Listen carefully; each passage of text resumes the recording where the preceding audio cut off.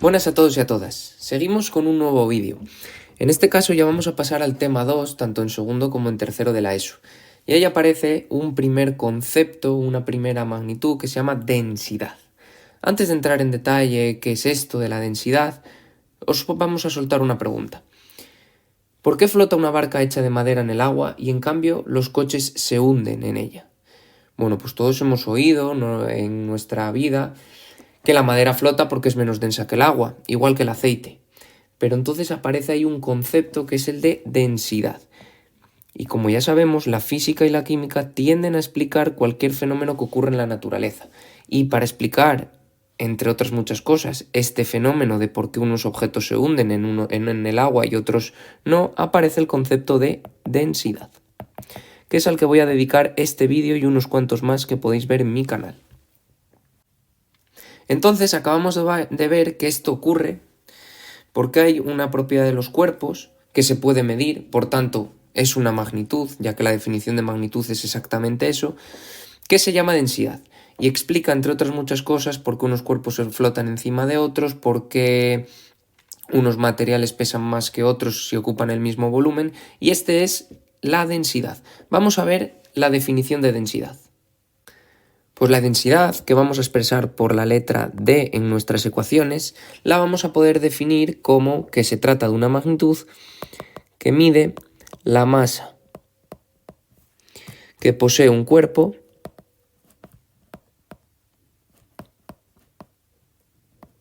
por unidad de volumen.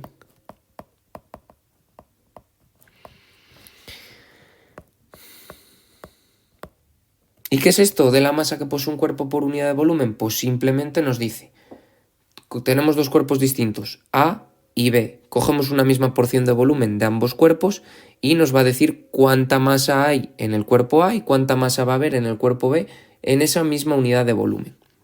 Entonces, ¿cómo vamos a poder calcularla? Pues se puede calcular a través de la siguiente expresión. La densidad va a ser igual a la masa partido por el volumen. La propia definición lo dice. Masa que tiene un cuerpo por unidad de volumen, por tanto, masa partido volumen. ¿Y qué unidades va a poseer esta nueva magnitud en el sistema internacional? Pues nada, acudimos. Se trata de una magnitud derivada, ya que depende de dos magnitudes, de una básica y de otra derivada, y la masa en unidades del sistema internacional se mide en kilogramos y como el volumen se mide en metros cúbicos, pues las unidades de la densidad en el sistema internacional serán los kilogramos por metro cúbico. Por tanto, decir que un cuerpo posee una densidad, por ejemplo, de 30 kilogramos por metro cúbico, quiere decir que si nos cogemos un cubo cuyo volumen sea de 1 metro cúbico y lo ponemos en una balanza, pues esta balanza nos va a medir una masa de 30 kilos. Eso es lo que nos está diciendo el concepto de densidad. En este concepto aparecen otras dos magnitudes que os les voy a dedicar un poquito de tiempo en este vídeo. Uno es la masa. Vamos a ver un poquito más en detalle qué es esto de la masa, que expresamos con la letra M. Pues la masa no deja de ser la cantidad de materia que posee un cuerpo. ¿Vale? Es la cantidad de materia. Y, como vimos en los vídeos del primer tema, se trata de una magnitud básica, cuyas unidades en el sistema internacional son los kilogramos. Eso es la masa, muy importante. Y la otra magnitud que nos aparece para poder calcular la densidad es el volumen. ¿Qué es el volumen de un cuerpo? Pues simplemente es el espacio que ocupa dicho cuerpo.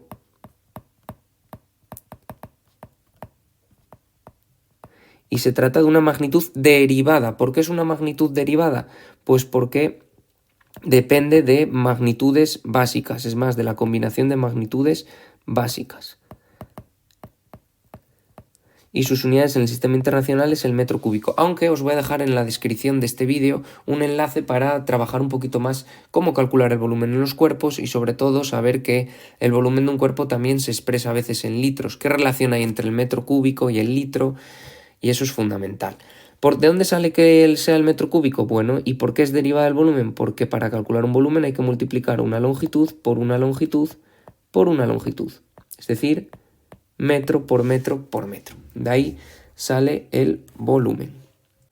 Vamos a ver ahora un claro ejemplo de aplicación de esto del concepto de densidad que acabamos de ver. Bueno, ahí os pongo 3 ejemplos de un ser humano que está flotando en 3 tipos de agua. Una, el agua dulce, otra agua con un poquito de sal y otra en el agua del mar muerto.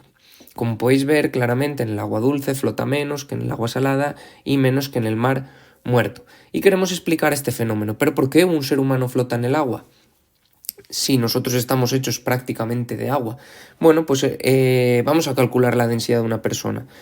Para ello vamos a necesitar unos datos. Por ejemplo, el primero que necesitamos lógicamente es el volumen, que si hacemos unos cálculos, bueno, pues más o menos puede salir 0,07 metros cúbicos, que son unos 70 decímetros cúbicos, unos 70 litros de volumen. Y una masa, bueno, pues una masa más o menos de 68,25 kilogramos. Imaginaros que tenemos estos datos que hemos conseguido medir en el laboratorio. De modo que vamos a calcular la densidad de este cuerpo. Aplicamos la ecuación que acabamos de ver, masa partido de volumen, y para ello, pues nada, simplemente la masa 68,25 kilogramos y el volumen 0,07 metros cúbicos, sale una densidad de 975 kilogramos por metro cúbico. Bueno, aquí está un ejemplo bastante sencillo de por qué los seres humanos flotan en el agua. Tiene una densidad media bastante por debajo de la del agua, un poquito por debajo de la del agua. En el caso del agua del mar muerto, bastante por debajo, y es por ello que allí se flota sin ningún tipo de problema. Es probable que vosotros os hayáis metido alguna vez en una piscina y si queréis flotar mejor, lo que hacéis es llenar de aire los pulmones, porque con ello aumentáis vuestro volumen. Y como aumentáis el volumen, si hacéis más grande esto, lo que hacéis es más pequeña la densidad. Entonces esa es la razón por la que nosotros llenamos los pulmones dentro del agua. Por último vamos a ver algunas aplicaciones de este concepto de densidad. Bueno, hay numerosas aplicaciones de la densidad. Las primeras aplicaciones que hemos visto es la explicación de muchísimos fenómenos. Muchos fenómenos que ocurren en nuestro día a día. Por ejemplo, ¿por qué un globo de helio flota y tiende a ir para arriba? En cambio, si llenamos un globo de aire normal de nuestros pulmones, se va al suelo. Bueno, pues porque la densidad del helio es más baja que la del aire, por tanto tiende a subir. También explica por qué el agua y el aceite no se juntan y el aceite flota por encima del agua. Entonces explica muchos conceptos. Otro de los grandes campos de aplicación es en todos los materiales de construcción. Por ejemplo, si nosotros queremos una bici que pese poco, ¿vale? Pues vamos a utilizar materiales menos densos. Si queremos un coche que pese mucho para que se agarre más a la carretera, pues utilizaremos materiales muy densos. O por ejemplo, un móvil que sea ligero, pues utilizaremos una batería cuyo material esté hecho con materiales poco densos.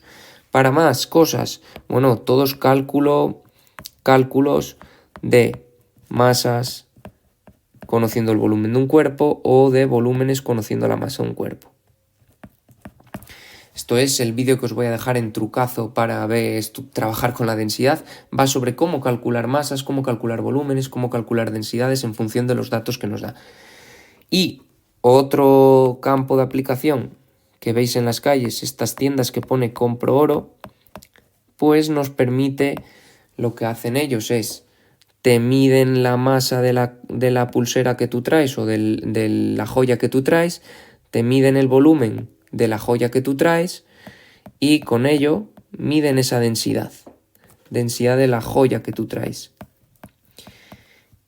Entonces, comparándola con la densidad del oro, saben si ese material es la pureza del material que tú traes, y entonces te pagan unas cantidades u otras. Y hay muchísimas más aplicaciones que podéis ver en internet. Por tanto, este concepto de densidad, que parece un poco ambiguo, es súper útil y explica muchísimos de los fenómenos que ocurren a nuestro alrededor y tiene muchísimas aplicaciones. Ahora os dejo un vídeo sobre un trucazo para qué ejercicios tipo pueden entrar en el examen, bueno, más que en el examen, qué ejercicios tipo podemos trabajar en la ESO. Mucho ánimo. Si te ha gustado el vídeo, no olvides suscribirte a mi canal, darle a like y activar las notificaciones.